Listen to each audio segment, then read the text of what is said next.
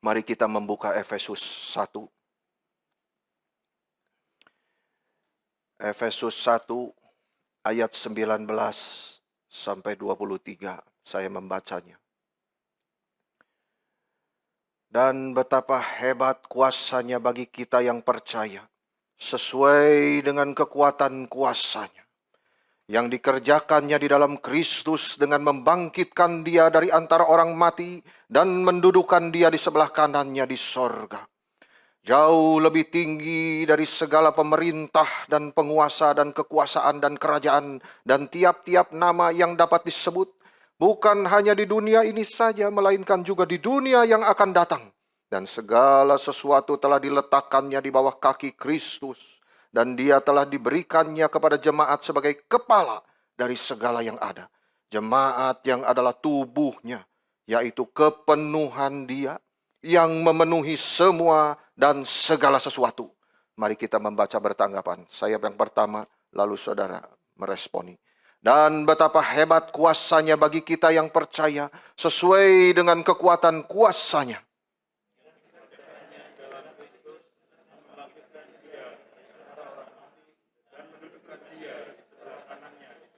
Jauh lebih tinggi dari segala pemerintah dan penguasa dan kekuasaan dan kerajaan dan tiap-tiap nama yang dapat disebut. Bukan hanya di dunia ini saja, melainkan juga di dunia yang akan datang.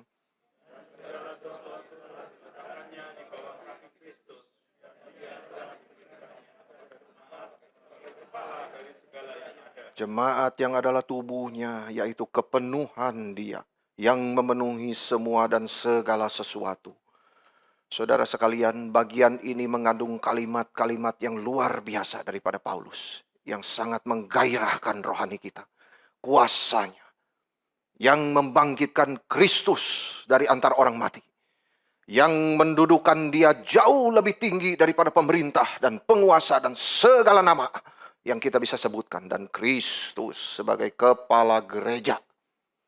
Kalimat-kalimat ini adalah kalimat kelanjutan dari bagian doa Paulus yang begitu panjang, yang kita sudah renungkan minggu-minggu yang lalu. Mulai dari ayat 16. Paulus pertama kali bersyukur kepada Allah. Dia terus bersyukur, Allah yang besar itu. Lalu dia berdoa, aku berdoa bagimu. Berdoa untuk orang-orang percaya di Efesus. Dan ia berdoa untuk mereka dan kita semua. Paulus berdoa supaya kita mengenal Allah dengan benar. Itu doanya yang pertama. Supaya kita tahu kehendak Allah dan makin cinta dan melayani dia. Ia berdoa juga agar kita mengetahui pengharapan apa yang terkandung dari panggilannya. Dan betapa kayanya kemuliaan bagian yang ditentukannya bagi kita. Ini semua sudah kita bahas minggu-minggu lalu. Yang penting di sini adalah saudara-saudara, sementara hidup di dalam dunia ini, Paulus berdoa supaya Allah menjadikan mata hati kita terang. Ayat 18, supaya ia menjadikan mata hatimu terang. Tidak diganggu oleh permasalahan ini. Terang melihat Kristus dan pimpinannya. Ini penting sekali saudara-saudara. Mata rohani kita dibuka untuk mengerti berapa besarnya pengharapan yang disediakan bagi kita di akhir zaman. Kita akan menjadi sama seperti Kristus. Kita akan berkumpul bersama di surga yang kekal selamanya. Ini memberikan kita kekuatan untuk terus maju di dalam dunia yang jahat ini. Dan di dalam bagian ini saudara-saudara, Paulus meneruskan doanya lagi. Saya mengajak kita merenungkan dua hal daripada doa Paulus ini. Paulus berdoa supaya kita mengerti yang pertama saudara-saudara, kuasa Allah yang bekerja di dalam kita. Ayat 19-20. Supaya kita mengerti betapa hebat kuasanya bagi kita yang percaya. Sesuai dengan kekuatan kuasanya yang dikerjakannya di dalam Kristus. Dengan membangkitkan dia dari antara orang mati. Ini diucapkan di penjara. Ya, saudara jangan lupa. Ini bukan di dalam ruangan yang bagus. Seperti kita duduk sekarang. Ini di penjara yang besok sebentar akan mati. betapa hebat kuasanya bagi kita yang percaya. Amin, saudara-saudara. Sesuai dengan kekuatan kuasanya yang dikerjakannya di dalam Kristus dan membangkitkan dia dari antara orang mati. Paulus berkata kuasa Allah begitu hebat bagi kita yang percaya. Percaya itu kuncinya, saudara. Ada kuasa yang begitu besar yang tersedia bagi setiap orang percaya di dalam Kristus. Tetapi kuasa itu banyak tidak kelihatan di dalam hidup Kristen. Hidup mereka sepertinya tidak berdaya dan tidak berguna. Itu sebab Paulus berdoa agar kita mengalami hebat kuasanya itu bagi kita yang percaya. Apa maksud doa ini, saudara-saudara? Paulus ingin kita mengenal dua hal. Yang pertama adalah supaya kita sadar berapa besarnya kuasa Allah itu. Paulus ingin kita menyadari bahwa kita menjadi kita sekarang ini karena anugerah Allah yang besar.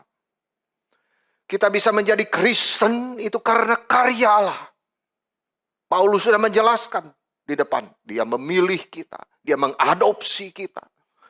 Kristus menebus dosa-dosa kita dengan darahnya itu. Semuanya itu karya Tuhan. Itu kuasa Tuhan yang besar. Kita adalah buatan Allah. Kita tidak menjadi Kristen karena kekuatan sendiri. Tetapi karena kuasa Allah yang memilih kita, melahir barukan kita, ini kuasa Allah yang besar. Menjadikan kita ciptaan baru. Bersyukurlah kepada Tuhan. Karena mujizat anugerahnya itu yang membuat kita berpindah dari mati ke dalam hidup. Apa artinya menjadi Kristen, saudara? Kita adalah ciptaan baru, itu Kristen. Kita dilahirkan baru bukan karena keanggotaan gereja atau sudah dibaptiskan. Tapi kita menjadi seorang Kristen yang sudah dilahirkan kembali. Mata rohani kita dibukakan sehingga kita dapat melihat Kristus sebagai juru selamat kita. Seperti di dalam lagu Amazing Grace. Itu lagu yang benar-benar amazing. Lagunya sederhana, saudara. Saudara tahu sangat besar anugerahmu itu. Aku buta, dulu aku buta, sekarang aku melihat. I was blind, but now I see. I see the glory of God. I see the power of God. Because I've been saved by Christ Jesus. Aku telah dipindahkan dari mati kepada hidup, sehingga aku bisa melihat pimpinannya itu. Kehendak Dia. Ini mujizat terbesar yang Allah kerjakan di dalam diri kita. Hanya kuasa dari surga yang bisa menjadikan kita ciptaan baru. Kuasa yang hebat, kata Paulus. Kuasa yang membuat mata kita melihat dunia ini dengan mata yang baru. Sehingga kita melihat nilai-nilai yang baru. Perspektif yang sama sekali baru di dalam Kristus Yesus. Dan besarnya kuasa itu memang terbukti, saudara-saudara. Pada hari ketiga Allah membangkitkan Yesus dari kematian. Seperti apa yang Kristus sendiri katakan di dalam Markus 10 ayat 33 sampai 34. Sekarang kita pergi ke Yerusalem. Dan anak manusia akan diserahkan kepada imam-imam kepala dan ahli-ahli Taurat. Dan mereka akan menjatuhi dia hukuman mati. Dan mereka akan menyerahkan dia kepada bangsa-bangsa yang tidak mengenal Allah. Dan ia akan diolok-olokan, diludahi, disesah dan dibunuh. Dan sesudah 3 hari ia akan bangkit. Yesus sudah menubuatkan bahwa Allah akan membangkitkan dia dari kematian dengan kuasanya yang besar itu. Kuasa Tuhan tidak ada habisnya, saudara. Dia maha kuasa. Tuhan tanya kepada Abraham, adakah sesuatu apapun yang terlalu sulit bagi Tuhan? Dan malaikat Gabriel berkata kepada Maria, sebab bagi Allah tidak ada yang mustahil.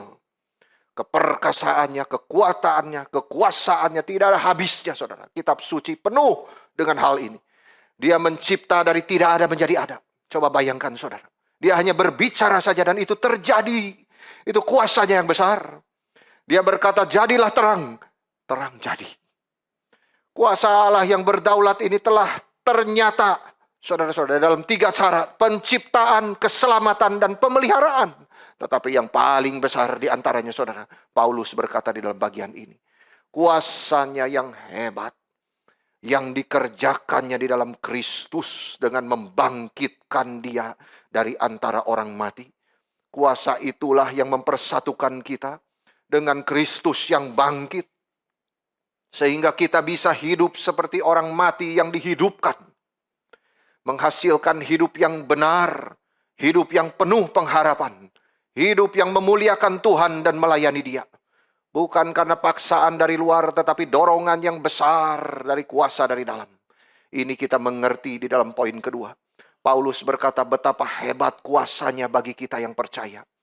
Itu sebab saudara-saudara, setelah kita menyadari hebatnya kuasa Allah itu, dan Paulus ingin supaya kita sadar hal yang kedua, bahwa kuasa itu bekerja di dalam diri kita. Kuasa Allah yang dahsyat, yang membangkitkan Kristus dari antara orang mati itu sedang bekerja di dalam diri kita. Amin, saudara-saudara. Kita harus sadar Paulus tidak berdoa untuk orang Efesus supaya mereka kuasanya lebih besar, supaya mereka diberikan kuasa, wah bisa melihat mujizat segala macam. Tapi Paulus berdoa supaya Efesus tahu kuasa Allah yang sudah bekerja di dalam diri mereka. Orang percaya di Efesus sadar kuasa Allah yang begitu besar, yang sedang bekerja dalam hidup mereka. Itu yang Paulus mau, dia terus berdoa kepada Tuhan. Tolong supaya jemaat ini menyadari kuasa Allah yang besar itu. Kuasa yang menjadikan sesuatu dari tidak ada menjadi ada. Kuasa yang menjadikan terang hanya dengan berkata jadilah terang. Itu sedang bekerja di dalam dirimu. Orang-orang percaya. Adakah kuasa lebih besar daripada itu? Kuasa Allah yang begitu dahsyat, yang juga membangkitkan Kristus dari antara orang mati. Selain kebangkitan tubuh kita, saudara-saudara, Paulus juga bicara di sini tentang kuasa Allah di dalam Kristus yang bekerja di antara kita semua. Orang percaya di dalam hidup kita di dunia ini. Paulus berkata betapa hebat kuasanya bagi kita yang percaya. Kuasa yang begitu besar, yang sudah membangkitkan Kristus dari kematian, yang sedang bekerja di dalam hidup kita sebagai orang Kristen. Semua orang yang sudah dipersatukan dengan Kristus harus hidup berkemenangan di dalam kuasa itu. Jadi kuasa kebangkitan bukan hanya membangkitkan kita dari kematian menuju hidup yang baru, tetapi juga memberi kita kuasa untuk hidup berkemenangan selama kita hidup di dalam dunia yang sementara ini. Pertanyaannya adalah, saudara-saudara, kemenangan atas apa? Saya ingin membagi ini ke dalam beberapa bagian, saudara-saudara. Luther selalu menyebutkan musuh kita adalah dunia, kedagingan, kematian, dan setan. Mari kita melihat satu persatu, saudara. Karena kuasa Allah yang besar itu sedang bekerja di dalam diri kita untuk kita boleh berani berperang melawan dunia. Paulus menunjukkan surat ini kepada orang-orang kudus di Efesus. Orang-orang percaya di dalam Kristus Yesus. Kristus menjadi rumah mereka. Dan mereka adalah milik Kristus. Mereka adalah warga negara surga. Tetapi mereka juga berdiam di Efesus. Di satu kota yang begitu penuh dengan patung-patung sembahan. Di Filipi, mereka juga berdiam di Korintus. Semua dipanggil orang kudus. Di mana banyak pencobaan yang mengancam kesetiaan mereka kepada Yesus. Sama juga dengan kita, saudara-saudara. Itu sebabnya kita dipanggil untuk setia mengikut Yesus di tengah dunia yang tidak mengenal Kristus. Kita berada di dalam Kristus, tetapi juga kita di Indonesia. Kita di Australia. Kita di Taiwan. Kita di Amerika. Di berbagai belahan negara. Kita melayani Yesus, kita ingin mencintai Dia. Kita ingin tetap dekat dengan Dia. Tetapi nasihat Paulus kepada kita, saudara, di dalam Kolose 2 ayat 8. Hati-hatilah jangan ada yang menawan kamu dengan filsafatnya yang kosong dan palsu, menurut ajaran turun-temurun dari roh dunia, tetapi tidak menurut Kristus. Jadi dunia ini terus-menerus berusaha mempengaruhi kita, membentuk kita dengan nilai-nilainya. Itu sebabnya tidak heran yang dulunya sangat beriman kepada Tuhan, kemudian pelan-pelan bisa bergeser. Karena pengaruh-pengaruh yang dia dapatkan dari falsafah dunia itu. Yang pelan-pelan merubah pikirannya. Itu yang telah menggeser iman mula-mula dia kepada yang bukan iman sama sekali. Dunia terus menyerang kita. Tidak akan pernah habis sampai Kristus datang kembali. Dunia terus-menerus memberi kita pesan-pesannya. Tidak akan pernah berhenti. Dunia adalah sumber pencobaan yang nyata. Kita harus berhati-hati, saudara-saudara. Berjaga-jagalah dan berdoalah. Kita harus berhati-hati terhadap apa yang kita baca dan kita lihat setiap hari. Melalui media sosial yang paling powerful. Memang, saudara, menjadi sumber informasi yang paling powerful. Tetapi saudara jangan pernah lupa. Itu menjadi salah satu alat yang paling powerful juga dipakai oleh setan. Karena dia paling tahu. Paling tahu bagaimana mempengaruhi pikiran orang-orang yang percaya kepada Tuhan. Melalui media sosial, di TV, di mobile phone, di komputer saudara. Di dunia pekerjaan yang begitu ketat persaingannya.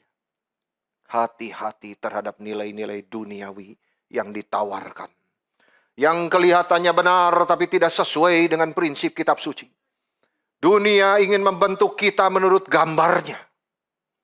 Kita tidak sadar di dalam percakapan kita sehari-hari. Semua nilai-nilai dunia dan pengaruhnya begitu halus. Mempengaruhi kita, mengkristalisasi di dalam pikiran kita. Sehingga konsep pikiran sudah tidak mau lagi kitab suci. Kita ingat perumpamaan Yesus tentang penabur. Saudara masih ingat tentang penabur? Ada satu perumpamaan adalah respon terhadap firman Tuhan dari hati yang bersemak duri. Orang itu setelah mendengar firman, lalu kekhawatiran dunia ini dan tipu daya kekayaan menghimpit firman itu sehingga tidak berbuah. Kita harus hati-hati terhadap nilai-nilai yang ditawarkan dunia ini. Tarikannya begitu kuat, sehingga setiap murid bisa digoda, dicobai. Untuk akhirnya devosinya kepada uang, kepada materi. Hatinya makin dihimpit, akhirnya mati. Saudara-saudara harus mengingat satu hal, bahwa kita tidak selamanya hidup di dalam dunia ini. Dunia ini hanyalah tempat ziarah. Sangat singkat waktunya. Saudara, saya tertarik dengan kalimat John Calvin di dalam hal ini. Itu sebabnya jikalau kita hanya tamu saja di dalam dunia ini, saudara-saudara, kita harus memakai barang-barang di dunia seolah-olah barang itu milik orang lain. Itu kalimat Calvin. Kita memiliki barang-barang di dunia seolah-olah itu hanya barang pinjaman yang dipinjamkan untuk hari itu saja. Dan kita seharusnya hidup seolah-olah kita harus meninggalkan dunia ini kapan saja kita siap.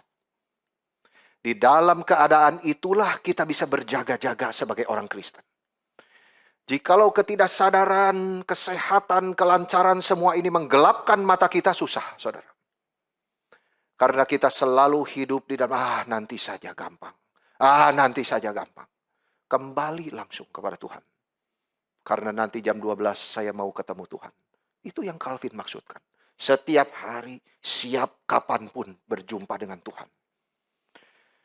Meninggalkan dunia ini kapan saja. Dunia ini membentuk kita, memaksa kita, menyesuaikan diri kita dengan cara pikir dia. Saudara, kalau tidak terus-menerus berjuang untuk membaca dan merenungkan kitab ini yang satu-satunya pikiran Kristus ada di sini. Susah sekali, saudara. Untuk kita bisa berjuang. Mempunyai pikiran yang fokus kepada Tuhan. Itu sebabnya di dalam Roma 12 ayat 2, saudara. Jangan ikut konsep dunia. Tetapi berubahlah di dalam pembaruan budimu. Keseluruhan, total hidup kita. Budi itu artinya keseluruhan. Hati, pikiran, perasaan. Ada semua, saudara-saudara. Berubahlah. Berubah ini seperti kepompong jadi kupu-kupu. Itu perkataan dia, saudara. Ada prosesnya. Kita tidak menjadi kecewa karena pengharapan itu besar di dalam Kristus. Kuasa itu besar, saudara. Berubah itu ada prosesnya. Tapi menjadi sesuatu yang indah itu akhirnya. Kita sudah dijanjikan itu. Di depan kita keindahan. Kemuliaan yang berbagian itu. Kita berbagian di dalam kemuliaan Kristus. Itu janji dia, saudara-saudara. Ada proses kita makin dirubahkan oleh Tuhan. Setelah Paulus bicara kamu harus berubah. Ini di dalam konsep pikiranmu. Coba saudara nanti renungkan di rumah. Roma 12 itu, saudara.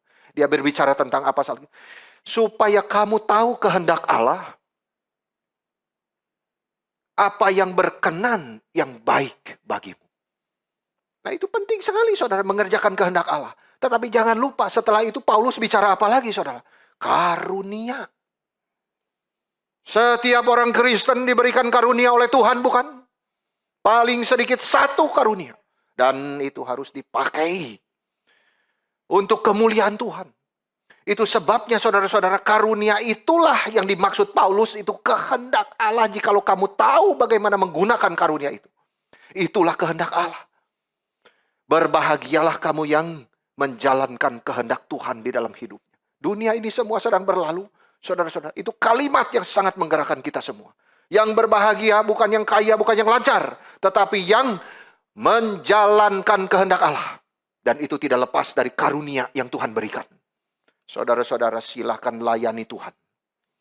Layani Tuhan selama waktu masih diberikan. Jangan sampai sudah di ranjang kematian kita nyesel. Dengan air mata sudah tidak bisa bangun. Sudah siapkah bertemu dengan Tuhan? Saudara-saudara, saya tidak akan berdiri di sini. Jikalau kalimat itu tidak menggerakkan saya. Saya tidak siap, Tuhan. I'm not prepared to meet you. Jikalau saya belum melayanimu. Saudara-saudara, di dalam hidup kita, kita terus dipimpin oleh Tuhan, dirubah oleh Tuhan melalui proses untuk kita makin kenal kehendak Dia dan kita menggunakan karunia-karunia yang sudah diberikan kepada kita untuk melayani Dia bagi kemuliaan Dia. Paulus berkata, jangan ikut konsep dunia, tapi berubahlah kamu oleh pembaruan budimu. Bagaimana kita menghadapi nilai-nilai dunia ini dengan kemenangan, saudara. Sandar kuasa Tuhan. Itu satu-satunya jalan. Tidak ada lagi. Hanya bergantung kepada kuasa Allah yang membangkitkan Kristus dari antara orang mati. Yang sedang bekerja di dalam diri kita. Jangan sampai bergeser, saudara, kepercayaan ini. Dia sanggup mengubah kita. Memperbarui pikiran kita. Itu sebab karena kita di dalam dunia, maka musuh kita yang kedua yang berhubungan dengan itu adalah daging. Natur keberdosaan kita masih ada meskipun Kristus sudah menebus kita. The remnants of sin. Sisa-sisa dosa itu masih ada selama kita masih di dalam tubuh ini. Yaitu yang namanya kebiasaan. Saudara-saudara, kebiasaan itu harus dihancurkan, yang buruk itu dengan yang baik. Yang baik itu ada di dalam firman semuanya. Saudara katakan disiplin baca firman, disiplin baca firman. Tidak ada nanti, setelah ini, setelah itu, akhirnya tidak baca. Nah itu daripada pemikiran Martin Luther. Kamu jangan sekali-sekali mengenyahkan sesuatu, mengenyahkan kitab suci dengan sesuatu pemikiran yang lain. Jikalau sudah mendisiplin diri baca, baca. Saudara, baca saja. Satu ayat, baca. It's okay. Saudara-saudara, daripada tidak baca sama sekali. Baca, simpan di dalam hati. Baca lagi, simpan di dalam hati. One verse.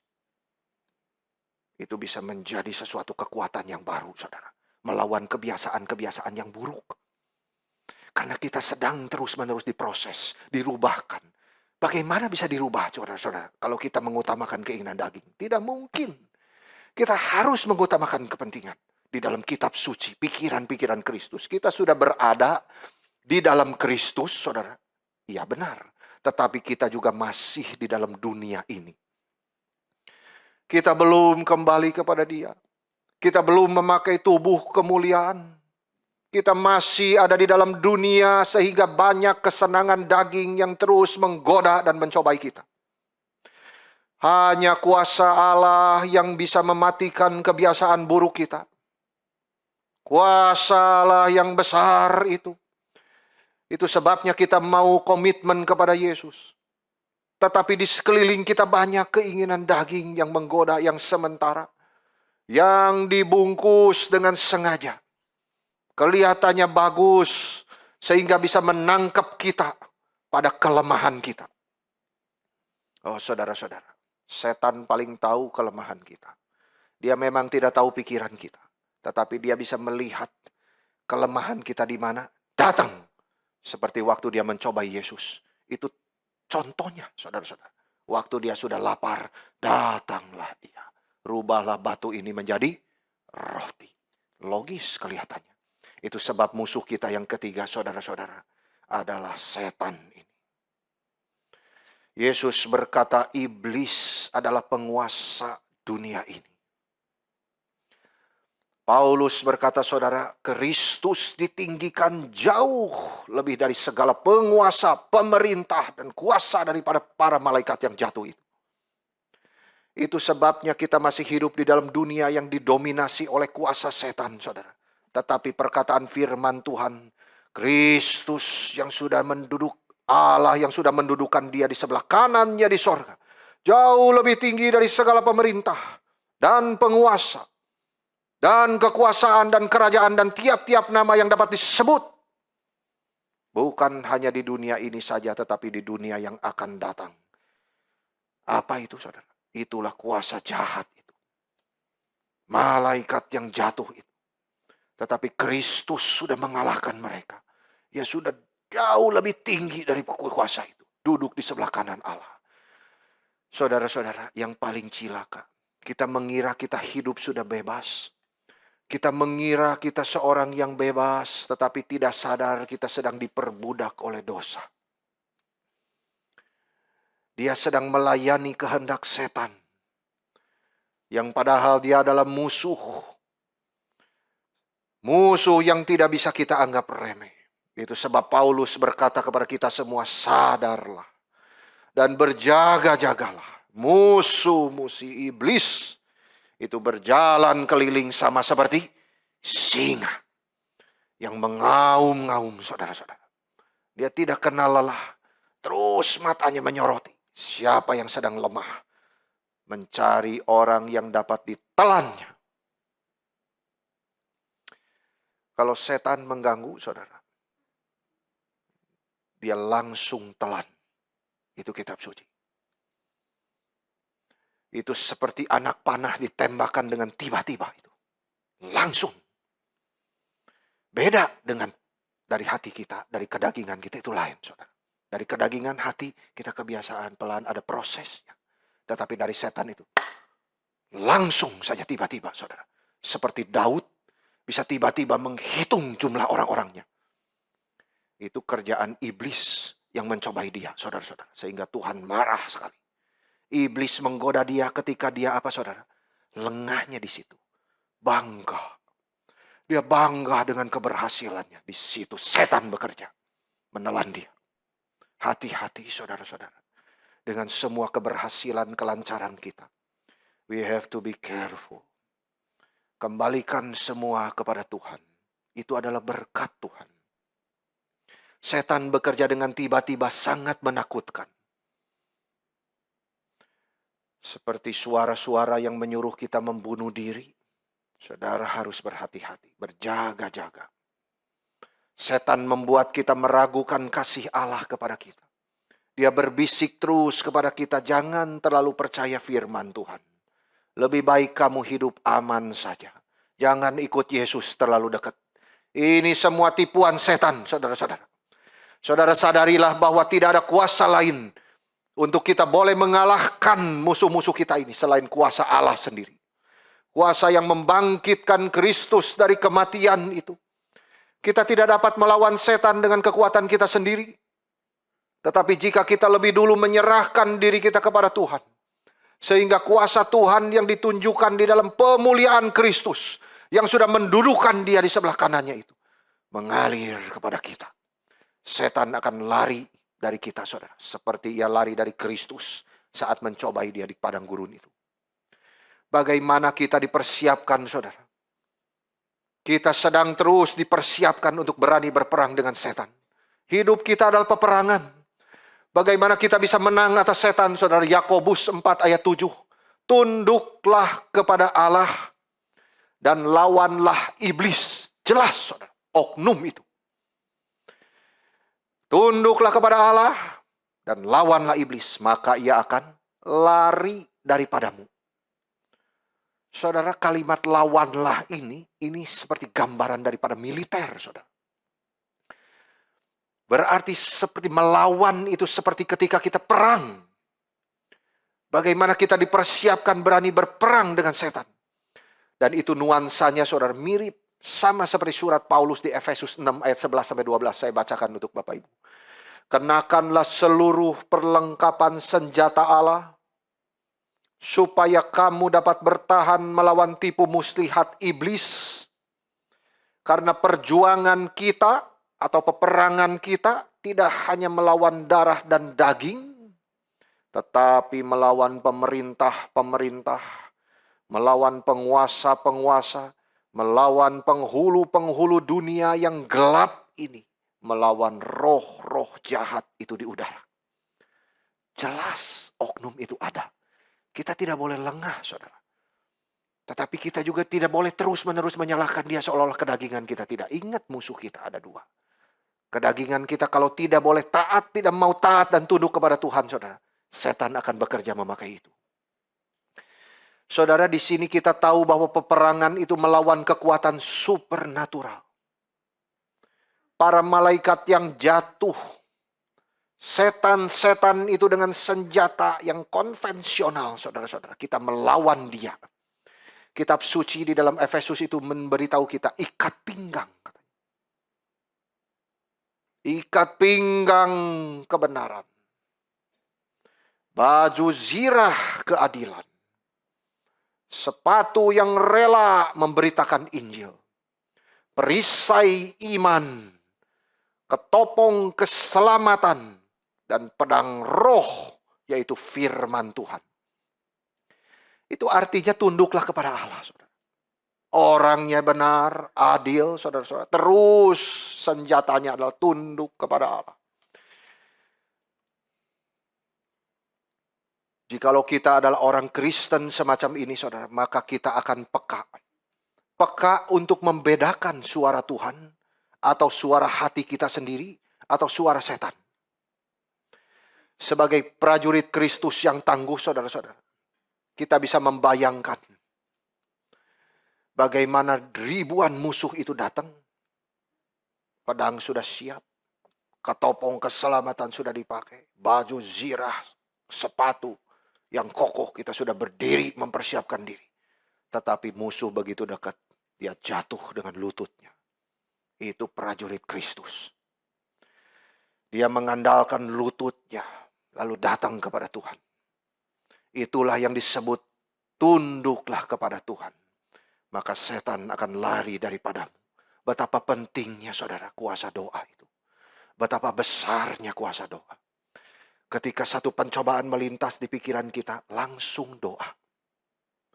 Jangan simpen itu di pikiran, saudara. Apalagi di bawah tidur. Karena firman Tuhan berkata, janganlah kemarahanmu dibawa sampai besok hari, betul, saudara. Karena apa? Karena daging lemah dan setan ada. Dan dia akan menanamkan terus pikiran itu di dalam ke bawah sadar kita. Bangun tidur kita bawa lagi. No. matikan di dalam Kristus. Begitu ada gangguan di dalam pikiranmu, Tuhan, singkirkan pikiran ini. Kembalikan kepada fokusku, kepadamu. Demi nama Kristus, amin. Perjuangan kita melawan roh yang di udara terus menembaki kita dengan panahnya itu. Pergumulan yang kita alami, saudara-saudara, hidup ini adalah proses yang panjang dari kita, peperangan kita melawan dunia, melawan kedagingan dan melawan setan. Tetapi pergumulan ini akan berakhir ketika kita mati. Itu sebab saudara-saudara kita melihat musuh yang terakhir, yaitu kematian. Kematian itu pahit, saudara. Itu adalah musuh kita yang terakhir. Karena kematian memisahkan kita dari orang-orang yang kita kasihi. Di mana komitmen hidup kita bersama-sama sekarang dipisahkan. Untuk sementara. Kita tidak bisa lagi berbicara dengan mereka. Dan satu hari kita semua akan mengalami kematian.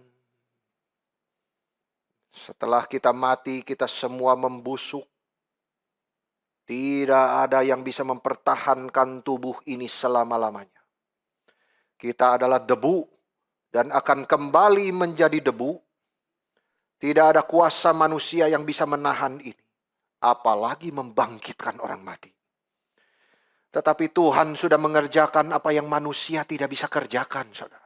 Dia membangkitkan Yesus Kristus dari antara orang mati. Kematian tidak bisa lagi menguasai Kristus. Puji Tuhan, karena kematian bukan akhir bagi kita, saudara, yang percaya kepada Kristus. Kita tidak perlu takut kematian. Kalau sudah sakit keras waktunya mau mati, fokus pikiran kepada Kristus yang sudah bangkit itu. Bagaimana bisa langsung begitu, saudara? Tidak bisa. Tetapi di dalam hidup ini kita harus merenungkan kematian itu. Itu di dalam Mazmur 90. Ajarlah kami menghitung hari-hari kami sedemikian. Maksudnya apa, saudara? Ajarlah kami menghitung hari-hari kematian kami. Sehingga kami beroleh hati yang bijaksana, saudara. Itu.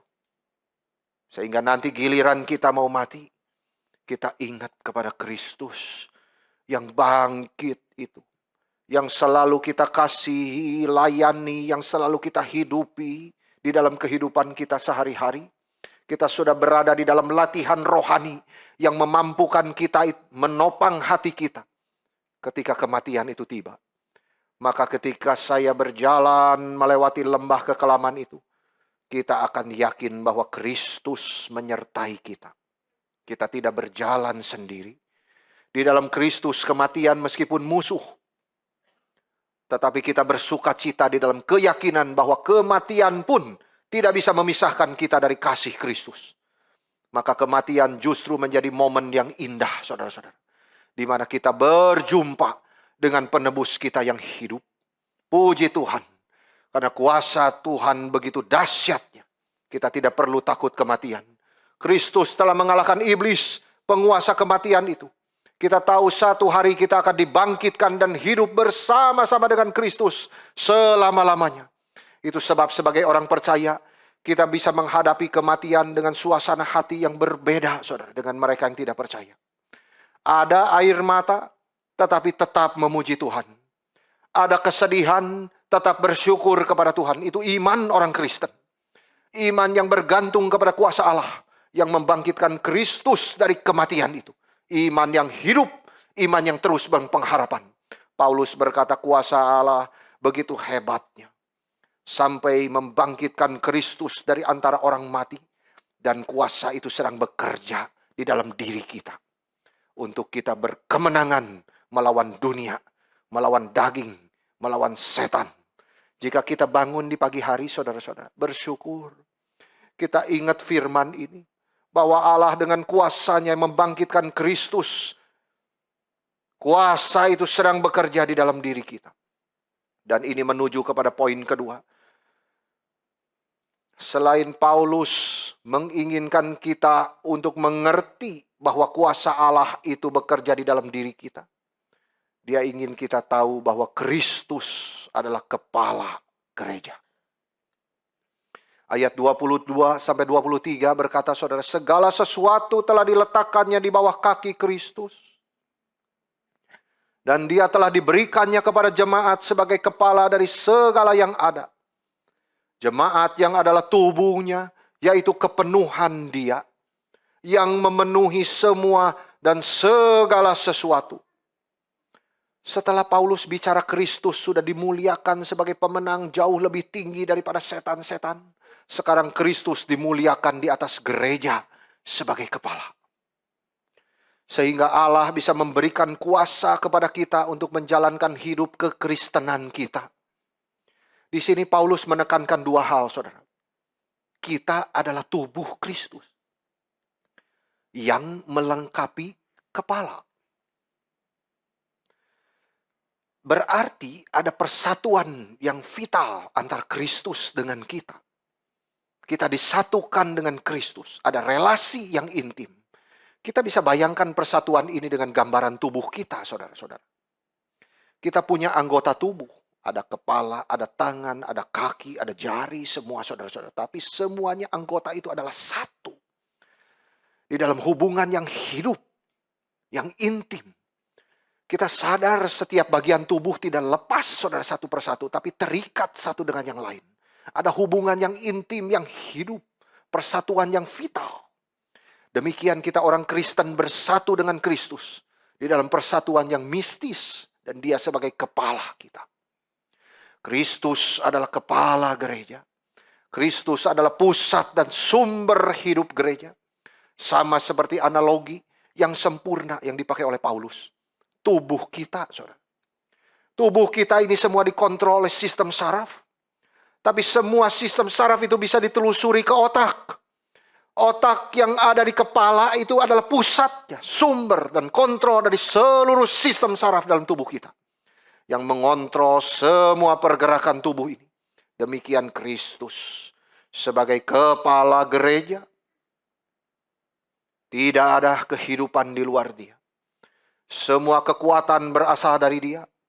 Kita tidak bisa berdiri sendiri sebagai orang Kristen. Kita tidak bisa bikin persekutuan sendiri. Dengan pemikiran sendiri, keluar daripada prinsip kitab suci. Kita sudah disatukan di dalam Kristus sebagai kepala. Kita percaya apa yang dikatakan firman Tuhan. Kalau kita keluar dari Kristus, kita tidak bisa melakukan apa-apa, saudara. Kita bisa kelihatannya aktif, tetapi tidak mengerjakan apa yang Tuhan mau. Paulus berkata yang kedua, kita sebagai tubuhnya, kita adalah kepenuhan dia.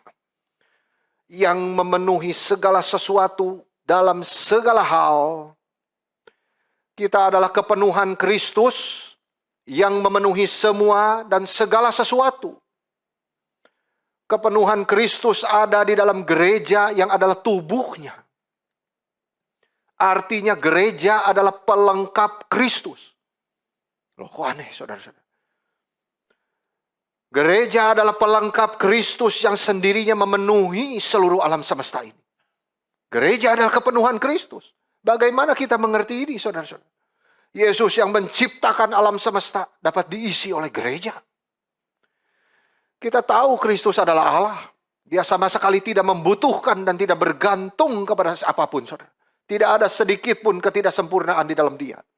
Tetapi kalimat gereja sebagai pelengkap Kristus ini harus dimengerti di dalam gambaran gereja sebagai tubuh Kristus. Calvin berkata, saudara, kepenuhan ini artinya Tuhan kita, Yesus Kristus, dan bahkan Allah Bapanya memperhitungkan mereka tidak sempurna kecuali kita digabungkan kepada mereka. Ini rencananya supaya kita dipadukan, disatukan dengan dia. Sama seperti seorang ayah yang melihat rumahnya sepi tanpa anak-anaknya di dalamnya. Sama juga Allah mengatakan bahwa ia tidak menganggap dirinya penuh dan sempurna. Kecuali dengan mengumpulkan kita kepadanya. Dan dengan menjadikan kita semua satu dengan dia. Mirip juga sebagai mempelai pria. Ia tidak lengkap tanpa mempelai wanita. Sebagai pokok anggur, dia tidak dapat dianggap tanpa cabang. Sebagai gembala, dia tidak terlihat tanpa domba-dombanya. Dan juga sebagai kepala, ia menemukan ekspresi yang penuh di dalam tubuhnya, yaitu gereja. Kita sebagai gereja adalah kepenuhan dia, saudara. Kepala tanpa tubuh tidak lengkap, tidak sempurna. Kepala memerlukan tubuh. Tidak mungkin kepala bisa ada tanpa tubuh. Jadi tubuh dan kepala adalah satu di dalam pengertian mistik. Demikian kita sebagai orang Kristen adalah bagian dari kepenuhan Kristus. Nah, ini adalah satu martabat yang begitu tinggi yang Allah berikan kepada kita sebagai gerejanya. Kita tidak selamanya melihat kepada diri, melihat kepada kegagalan, dosa, rasa malu, saudara. Tetapi ini semua bukanlah akhir. Tetapi saya sebagai orang Kristen, di mana Allah bekerja di dalam diri saya. Dan saya sudah dipersatukan dengan Kristus sebagai kepala. Inilah yang memberikan kita kekuatan. Yang memberikan kita kekuatan sebagai tubuhnya. Sama seperti anggota tubuh kita. Punya tugasnya masing-masing. Bersama-sama bekerja. Jikalau kita sebagai tubuhnya dipersatukan demikian intim, saudara, dengan Kristus, kita bisa merasakan Kristus begitu mengasihi kita. Itu sebab ia melihat dirinya sendiri sebagai mempelai pria tidak komplit tanpa kita. Itu luar biasa, saudara-saudara. Ini posisi yang luar biasa yang ia berikan kepada gereja. Kita adalah tubuhnya. Dia mencintai kita itu begitu dalamnya sampai dia menganggap dirinya tidak lengkap tanpa kita. Itu persatuan kita dengan Kristus yang mistis. Bagaimana ketika Saulus itu menganiaya orang Kristen, Kristus yang merasa. Bagaimana ketika kita sedih, Kristus juga merasa. Saudara tidak sendirian. Ia menyertai saudara. Ketika saudara berjalan di dalam lembah sekelam apapun, Kristus menyertai saudara. Karena saudara sudah dipersatukan dengan Dia. Jika Kristus sudah begitu mengasihi kita, saudara, ia rela turun ke dunia untuk mati mengganti kita. Paulus berdoa, aku berdoa juga supaya kamu ngerti bahwa kuasa Allah yang begitu besar itu, kuasa yang sudah membangkitkan Kristus dari kematian itu sedang bekerja di dalam kamu. Percayalah itu. Mengertilah itu. Pekerjaan Allah di dalam kita. Kuasanya yang besar itu sedang bekerja di dalam kita. Memberi kita kekuatan. Ketika kita meragukan diri kita. Tidak mungkin itu. Kita berkata tidak mungkin itu. Tekanan hidup terus menekan. Persoalan keluarga. Kita merasa tidak bisa apa-apa. Kita merasa hidup tidak berguna. Tubuh saya sakit, lemah. Saudara, kita harus percaya Tuhan sedang bekerja di dalam hidup kita. Kuasanya yang begitu besar, yang begitu hebat, yang membangkitkan Kristus dari kematian, sedang bekerja di dalam diri saudara. Memberi saudara kemenangan demi kemenangan atas konsep pikiran yang duniawi. Kedagingan yang lemah dan setan yang terus-menerus berusaha membawa kita jauh dari Kristus. Kita belajar bersandar kepada Tuhan yang terus memberi kita harapan. Kita memulai segala sesuatu di dalam kelemahan dan kita mengakhiri dengan kuasa yang besar dari Tuhan. Sadarkah saudara, kuasa itu sedang bekerja di dalam diri saudara? Dan kuasa itu akan terus bekerja sampai kita dijadikan tidak bercacat di hadapan Tuhan. Tuhan yang mengerjakannya, bukan kita. Itu anugerah Tuhan yang besar. Orang Kristen memang tidak kebal terhadap permasalahan hidup saudara.